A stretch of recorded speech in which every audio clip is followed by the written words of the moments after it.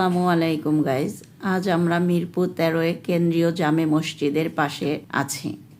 আমরা এখানে খেতে এসেছি ভাইরাল বোম্বাই খিচুড়ি।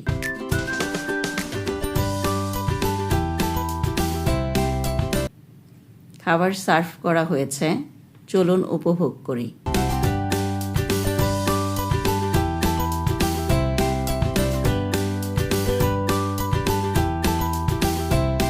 আমি আমার পরিবারের সাথে এসেছি।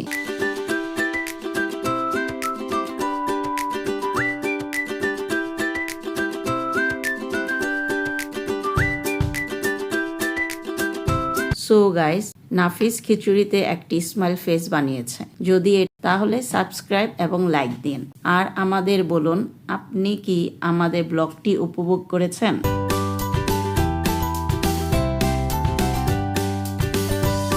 খাওয়ার পরে আমরা আইসক্রিম উপভোগ করছি।